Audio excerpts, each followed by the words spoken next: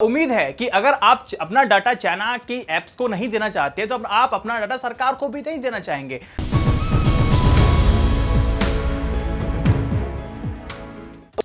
नमस्कार दोस्तों, स्वागत है आप सभी का perfect reply to Dhruv Rathee. अब आप लोग सोचेंगे कि ये बंदा ध्रुव राठी को एक्सपोज करेगा। नहीं, ऐसी बात नहीं है।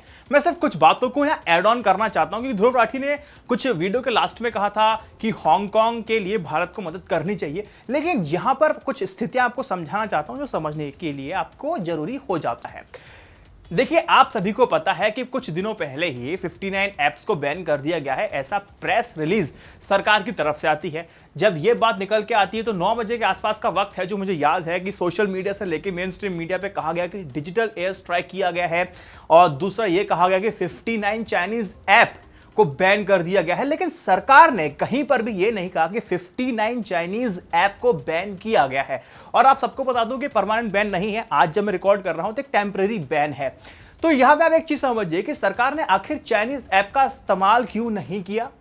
मोदी जी ने 3 बार राष्ट्र को संबोधित भी किया है, लेकिन तीनों बार चाइना का नाम नहीं लिया है। कभी आपने सोचा है कि नरेंद्र मोदी जी चाइना का नाम लेने से इतना परहेज क्यों कर रहे हैं? सवाल तो सबसे बड़ा यह बन जाता है। इस बात को मैं समझाऊंगा, इसीलिए तो आप मेरे साथ हैं। फिलहाल जो जरूरी काम आप सभी के लिए है वो ये है, कर लीजिए।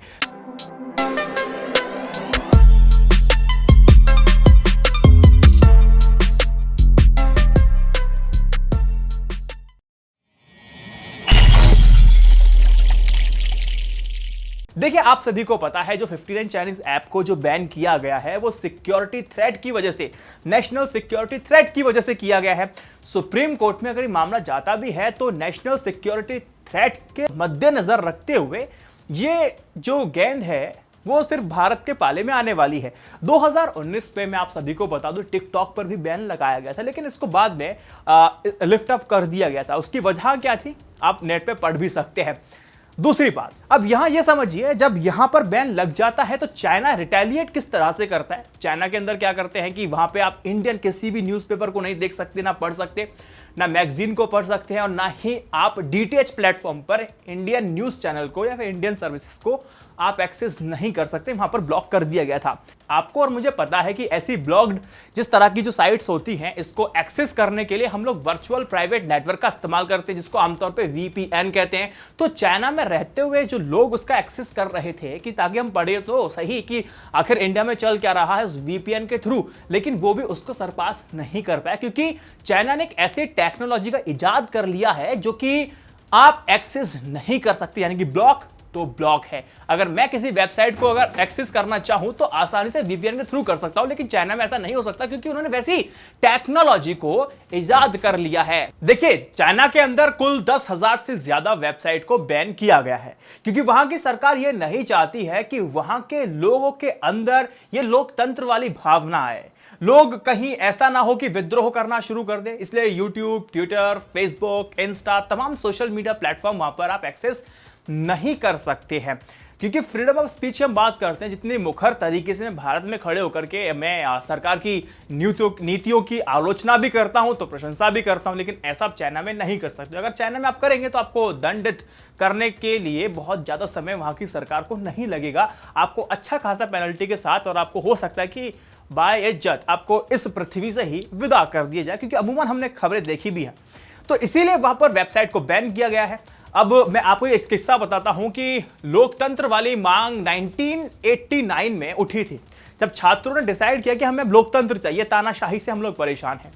अब होता क्या है, जो कॉलेज स्टूडेंट्स थे उन्होंने बोला कि हम प्रोटेस्ट करना शुरू करेंगे, आंदोलन करते हैं। चीनी सरकार को मंजूर नहीं था। उन्होंने क्या किया कि 3 लाख सैनिकों के साथ टैंकर तक भेजे, उन मासूम बच्चों को कुचल दिया। 10,000 बच्चे उन टैंकरों के नीचे आके कुचल दिए गए, और बहुत सारे बच्चे कहां गायब हो गए उसका आंकड़ा आधिकारिक ना मेरे पास है और ना ही किसी देश के पास। अगर वो आंकड़ा है तो वो चाइना के पास है।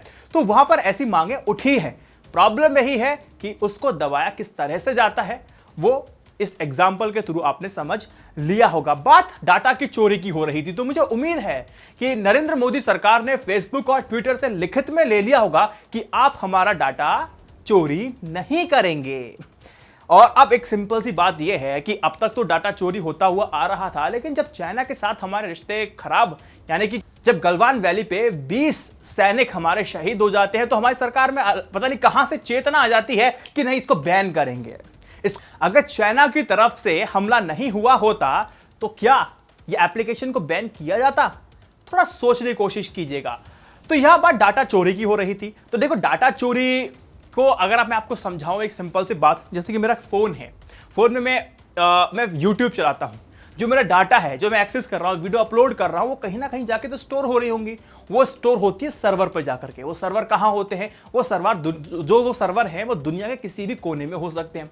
ऐसा नहीं है कि भैया कंपनी मेरी इंडिया में है और मेरा सर्वर भी इंडिया में होगा, जरूरी नहीं है। क्योंकि कई बार कंपनियां जो होती हैं वो कॉस्ट कटिंग को लेकर के बड़ी ही बहुत चिंता रहती है उनको। तो कॉस्ट कटिंग के नाते वो लोग करते क्या है कि दूसरे देश में जहां सर्वर उनको मिल सकता है बेहतर दाम में, वहां की सर्विसेज वो लोग ले लेते हैं। अगर उनको लगता है कि हाँ, इस देश में सर्वर बेहतर सर्विस नहीं दे रहा है, अच्छा प्रोसेसर मुझे वाई कंट्री में मिल रहा है, तो वो शिफ्ट कर लेते हैं और सारा डाटा उसी जगह स्टोर रखते हैं ताकि सारी चीजें सुनियोजित तरीके से चलती रहे। अब आपको दो एग्जांपल बताऊं जो डाटा स्टोर करने वाली, यानी कि मैं आपको कहूं जो सर्वर प्रोवाइड कराने वाली दो कंपनियां होती हैं। एक B2B होती है, एक B2C होती है। बिजनेस टू बिजनेस और business to consumer. Business to business में क्या होता है कि जो आपका प्रोड्यूसर होता है और जो आपका होलसेलर होता है, दोनों के बीच में बॉन्डिंग होती है, वो अपना डाटा वहां कलेक्ट करवाते हैं। देखिए, B2C बिजनेस में होता क्या है, बिजनेस टू कंज्यूमर में जैसे सोशल मीडिया है, सोशल मीडिया पे आप फेसबुक का इस्तेमाल करते हैं, फोटो आपने पोस्ट की, वो फोटो वहां पोस्ट होने के साथ ही आपका जो फोटो है वो सेव हो चुका है जाकर के सर्वर पे। तो इस तरह से चीजें काम करती हैं। दोस्तों, यहां पे एक सवाल यह बनता है कि जो डाटा सर्वर पे अपलोडेड है इस समय, जो सेव है, क्या वो सुरक्षित है? ये डिपेंड करता है कि वो सर्वर आखिर किस देश के अंदर है, यूरोप में है या चाइना में है। एग्जाम्पल मैं दो का ही ले रहा हूं, कहीं भी हो सकता है दुनिया भर में। तो यहां पर होगा क्या कि चाइनीज की सरकार बोलती है कि ठीक है, सर्वर यहां पर है, सर्विस आप प्रोवाइड करा ही रहे हो, तो हमें डाटा चाहिए भैया इस कंपनी का, इस देश का। तो चाइना की सरकार साफ तौर पे एक कानून बनाएगी और सारा डाटा ले लेगी। और अगर यही चीज यूरोप में करने की कोशिश की जाए तो वहां पर ही सफल नहीं होगी। सफल इसीलिए नहीं होगी क्योंकि वहां के कानून इतने कड़े हैं। तो यहां पर तो सरकार आपका डाटा ले सकती है, लेकिन सर्वर पे वाकई आपका डाटा सुरक्षित है? मैं आपको बता दूं, जो सर्विस प्रोवाइडर होते हैं वो आपको एक लॉगिन आईडी देते हैं, आप इसको एक्सेस करते हैं, कोई दूसरा व्यक्ति एक्सेस नहीं कर सकता। तो लेकिन जो जानकार हैं वो ये भी कहते हैं कि पूरी तरह से भी आपका जो डाटा है वो सुरक्षित नहीं है सर्वर पर। उम्मीद है कि अगर आप अपना डाटा चाइना की एप्स को नहीं देना चाहते तो आप अपना डाटा सरकार को भी नहीं देना चाहेंगे, क्योंकि आपको पता है कि आपके डाटा का मिसयूज हो सकता है। क्योंकि आपको इस समय समझ में आ रहा है कि डाटा की अहमियत क्या होती है। देखिए, आपको एक नेक्स्ट लेवल एग्जांपल देता हूं, मेरे साथ हुआ भी है। जब मैंने बोला कि मुझे मेरे दोस्त से बात कर रहा था, मैंने गूगल पे भी, यूट्यूब पे, ट्विटर, कहीं पर भी सर्च नहीं किया था वेट लॉस का, मुझे 5 से 6 kg मुझे घटाना है, सिर्फ इतनी बात की थी। तो मुझे कुछ एक दिन बाद एडवर्टीजमेंट प्लस जो SMS होते हैं ना, वो आने शुरू हो जाते हैं। यानी कि आपको खुद नहीं पता कि आपकी बातों को कौन सा एप्लीकेशन रिकॉर्ड कर रहा है, कौन सा नहीं कर रहा है, आपकी इंफॉर्मेशन किस तरह से ली जा रही है, और आपकी लाइव लोकेशन को ट्रैक करके आपके साथ क्या हो सकता है, क्या नहीं हो सकता, इस बात में समझ सकते हो। क्योंकि आज आप डाटा कोई स्कैन कर रहे हो, जैसे मैं एग्जांपल देता हूं कैम स्कैनर का, आपने एक फोटो स्कैन किया। अब उसमें जरूरी बात यह थी कि भाई देश के लिए हम ये नीतियां अपनाने वाले हैं कुछ 2 महीने के अंदर। अब वो जाके सर्वर पे अपलोड हो जाती है। कोई भी सरकार सर्वर पे अपलोड हो चुकी है, चाइना में अपलोड होगी, तो चाइना का एग्जांपल ले लूं, चाइना में अपलोड हो गई तो वहां की सरकार एक्सेस कर लेगी। अब उस हिसाब से उसके इंफॉर्मेशन को चाइना कैसे इस्तेमाल करेगा, ये तो एक बहुत बड़ी बात हो जाती है। तो ये जो खतरा है इसको समझना होगा। का किस तरह से डाटा का गलत इस्तेमाल किया जा सकता है वो मैंने वीडियोस में बता रखे हैं, नीचे जाके डिस्क्रिप्शन में देख सकते हैं कि सरकार चाहे तो आपका डाटा का इस्तेमाल कैसे कर सकती है। कैम्ब्रिज एनालिटिका एक बहुत बड़ा स्कैम हुआ था कि बिहार के चुनाव को किस तरह से प्रभावित करने की कोशिश की गई थी और काफी तौर पे देखा भी गया कि हाँ, प्रभावित भी हुए थे। तो अब जाके सब चीजों को समझ सकते हैं, डिस्क्रिप्शन में मैं लिंक दे दूंगा। अब बात कर लेते हैं दोस्तों कि आखिर नरेंद्र मोदी जी चाइना का नाम लेने से इतना परहेज क्यों कर रहे हैं। सवाल तो सबसे बड़ा यह बन जाता है। अब परहेज जब कर रहे हैं, अब यह भी चीज समझनी होगी कि क्या वो किसी नीति में फंसे हुए हैं, क्या नीतियों को नहीं बदला जा सकता, या फिर 59 ऐप्स को बैन करने के बाद सरकार ने अपने संदेश दे दिया है कि अब भारत अगर चाहे तो वो एग्रेसिव होकर खेल भी सकता है। तो इसीलिए कुछ बेसिक सा कंसेप्ट जो आपको समझ में होना चाहिए वो आप समझ लीजिए। वीडियो लंबा नहीं करूंगा क्योंकि आपकी शिकायत होती है देखिए, एक बड़ी दिलचस्प बात है। पाकिस्तान की तरफ से अगर कोई भी घुसपैठ की जाती है या फिर सीज फायर का उल्लंघन किया जाता है तो सब रिटेलिएशन की बात करते हैं। और हाल ही में पाकिस्तान से इंडिया में मोस्ट फेवर्ड नेशन का भी तमगा ले लिया गया था। लेकिन जब गलवान वैली में हमारे 20 बहादुर जवान शहीद हो जाते हैं, ना मीडिया रिटेलिएशन की बात करता है, ना ही मोदी जी याद करते हैं। याद रहे, गलवान वैली के इस घटना के बाद मोदी जी 2 बार देश के नाम संबोधन कर चुके हैं। इनफैक्ट 3 बार कर चुके हैं। एक बार सर्वदलीय बैठक, दूसरी बात मन की बात, और तीसरा कल परसों जब उन्होंने पैकेज का अनाउंसमेंट किया है। मोदी जी ने कहीं पर भी चाइना का नाम नहीं लिया है। आपके मन में एक सवाल हो सकता है कि मोदी जी आखिर चाइना का नाम लेने से डर क्यों रहे हैं? इंडिया इस टकराव की सिचुएशन में इस इशू को इंटरनेशनलाइज नहीं कर सकता, जैसे कि उसने पाकिस्तान के मामले में किया था। हर बार हमने देखा है। यहां मैंने एक आपकी भाषा वाला शब्द का इस्तेमाल किया, डरे हुए हैं। अपनी भाषा में कहूं तो कीवर्ड इस्तेमाल किया, डर रहे हैं। क्या वाकई ऐसा है या कोई दूसरी स्ट्रैटेजी है जिस पर हमारे पीएम नरेंद्र मोदी जी चल रहे हैं? अगर है तो वो क्या है? चाइना में सब कुछ ठीक है, ऐसा नहीं है। चाइना के लिए सबसे बड़ी प्रॉब्लम जो दुनिया के सामने उठती दिखाई दे रही है, दुनिया को दिखाई दे रही है, जैसे हांगकांग में लगातार विरोध प्रदर्शन का होना, ताइवान के साथ विवाद होना, या तिब्बत के निर्वासित सरकार से मनभेद होना। गलवान वैली में चाइना ने घुसपैठ की, इतना बड़ा दुस्साहस किया, लेकिन फिर भी इस मुद्दे को भारत ने इंटरनेशनलाइज करने के बजाय इसको दबाए रखा। चीन में हांगकांग में नेशनल सिक्योरिटी लॉ लागू करने जा रहा है, इस पर मोदी जी मौन है और ट्रंप पूरा मुखर होकर के इस बात को कह रहे हैं, इसका विरोध कर रहे हैं। अगर आप देखेंगे कि जब चाइना से रिलेटेड इश्यूज होते हैं तो इंडिया डिफेंसिव मोड पर आकर के खेलता है, ना कि एग्रेसिव मोड पे। अगर यही चाइना को अगर आप कर देंगे रिप्लेस पाकिस्तान के साथ, तो यहां वाइस वर्सा हो जाता है। एग्रेसिव मोड पे खेलते हैं, डिफेंसिव मोड पे जाने का नाम नहीं लेते हैं। इसके क्लियर कट 2 वजह हैं। पहली वजह है वन चाइना पॉलिसी। देखिए, वन चाइना पॉलिसी का मतलब उस नीति, उस पॉलिसी है जिसके मुताबिक चीन नाम का एक ही राष्ट्र है, ताइवान अलग देश नहीं है, बल्कि उसका ही एक प्रांत है, पीपल्स रिपब्लिक ऑफ चाइना, जिसे आप चीन के नाम से आज जानते हैं। दूसरी तरफ रिपब्लिक ऑफ चाइना आरओसी, जिसको आज आप ताइवान के नाम से जानते हैं। दुनिया के जो देश पीपल रिपब्लिक ऑफ चाइना के साथ कूटनैतिक रिश्ते रखना चाहते हैं, उन्हें रिपब्लिक ऑफ चाइना यानी कि ताइवान से सारे आधिकारिक रिश्तों को तोड़ना होगा। अब देखिए दोस्तों, वर्तमान में चाइना के 170 से भी ज्यादा कूटनैतिक साझेदार हैं, जबकि ताइवान के साथ केवल 22 साझेदार हैं। डिप्लोमेटिक वर्ल्ड में यही माना जाता है कि चीन एक है और ताइवान उसका हिस्सा है। इस नीति से चीन को फायदा हुआ और ताइवान कूटनीतिक स्तर पर अलग थलग पड़ता दिखाई दे रहा है। दुनिया के ज्यादातर देश और संयुक्त राष्ट्र उसे स्वतंत्र देश नहीं मानते हैं आज भी, लेकिन इसके बावजूद वो पूरी तरह अलग नहीं है, ये भी बात है। इंडिया भी इसी नीति के साथ बंधा हुआ है। आप लोगों ने इंडिया चाइना का पंचशील वाला समझौता भी सुना होगा और जानते भी होंगे। ये समझौता 1954 को हुआ था, हस्ताक्षर हुए थे। चीन के क्षेत्र में तिब्बत और भारत के बीच व्यापार और आपसी संबंध को लेकर के समझौता हुआ था। अब इस समझौता में टोटल 5 पॉइंट्स थे, 5 प्रस्तावनाएं थी। इस समझौते की प्रस्तावना का तीसरा सिद्धांत यह कहता है कि दोनों देश एक दूसरे के आंतरिक मामले में हस्तक्षेप नहीं करेंगे, इंटरफियर नहीं करेंगे। भारत भी कश्मीर को लेकर के दूसरे देश का हस्तक्षेप स्वीकार नहीं करता है और नहीं करना चाहिए, इंटरनल मैटर है।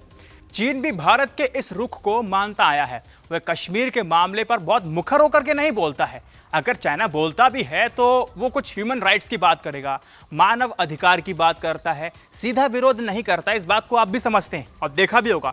अगर तिब्बत की बात करें, तिब्बत के साथ मोदी जी के रिश्ते फिर अलग होने के मायने क्या कहते हैं कि तिब्बत के साथ हम रिश्ते बढ़ा तो रहे हैं, लेकिन फिर भी हम कहते हैं कि चाइना की वन पॉलिसी के साथ हैं, चाइना वन पॉलिसी के साथ है, लेकिन फिर तिब्बत के साथ हमारे ऐसे मामले आगे क्यों बढ़ रहे हैं? देखिए, तिब्बत का मामला भारत के थोड़ा सा अलग हो जाता है। भारत चाह करके भी अपने आप को तिब्बत से अलग नहीं रख सकता है, क्योंकि आप सभी को पता है कि भारत के अंदर आज भी लाखों की संख्या में शरणार्थी तिब्बत के भारत में रह रहे हैं। अगर उनके मुद्दों को नजरअंदाज कर दिया गया तो एक बहुत बड़ी समस्या हो सकती है। और वहीं पर दलाई लामा को भारत के लोग एक राजनीतिक रूप में नहीं बल्कि एक धर्म गुरु के तौर पर देखते हैं। उनसे एक भावनात्मक इनका एक जुड़ाव है। फिर तिब्बत के साथ भारत की सीमा भी जुड़ी हुई है। दूसरी वजह है कि चाइना का इंडिया में इन्वेस्टमेंट होना। कितना इन्वेस्टमेंट है पूरा वीडियो मैंने बता रखा है, प्लेलिस्ट है, जाके आप चेक कर सकते हैं, लिंक डिस्क्रिप्शन में दे दूंगा। देखिए 1962 के इंडो और चाइना वॉर के बाद सीधा 1990 में भारत में बिजनेस बढ़ाया था चाइना का। आर्थिक सुधार हुए थे, दोनों ही देशों में आर्थिक वृद्धि हुई थी, रिश्ते सुधरे थे।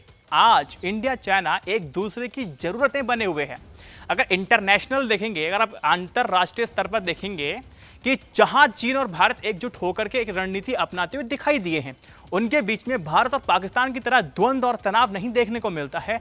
हर प्लेटफॉर्म पे हमने और आपने देखा है। भारत को अगर नीति में बदलाव करना है, जो मैंने आपको 2 नीतियां बताई जिसके वो बंधा हुआ है, तो वो देश की जनता के कहने पर एक भावनात्मक भावुकता में आकर के निर्णय नहीं ले सकता है। अगर ऐसा हुआ तो इसका साफ प्रतिकूल असर हमें और आपके सामने दिखाई देगा, हमारी इकोनॉमी के रूप में दिखाई देगा।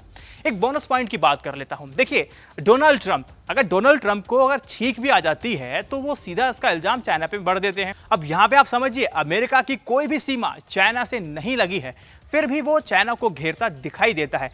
ऐसा इसीलिए क्योंकि अमेरिका को पता है कि चाइना उसके लिए एक बहुत बड़ा खतरा बन सकता है, एक उसके लिए बिना बजने वाली खतरे की घंटी है। वो कुछ सालों में उससे आगे निकल सकता है क्योंकि सुपर पावर की महत्वाकांक्षा, उसकी जो चाहत है वो चाइना के पास है। इसीलिए ट्रंप मुखर होकर के ऐसे चाइना के खिलाफ बोलते हैं। दोस्तों उम्मीद है कि आपको वीडियो बेहद पसंद आया होगा। INI न्यूज इंडिया की जर्नलिज्म को सपोर्ट करने के लिए आप YouTube मेंबरशिप भी ले सकते हैं, इंस्टा मोजो के थ्रू डायरेक्ट फंड ट्रांसफर भी कर सकते हैं और साथ ही पेटीएम पे मेंबरशिप लेके मुझे सपोर्ट कर सकते हैं। वीडियो 3 व्हाट्सएप ग्रुप में शेयर कीजिएगा। जय Hind, Vande Mataram. Stay updated, stay educated, सत्यमेव जयते। नमस्कार।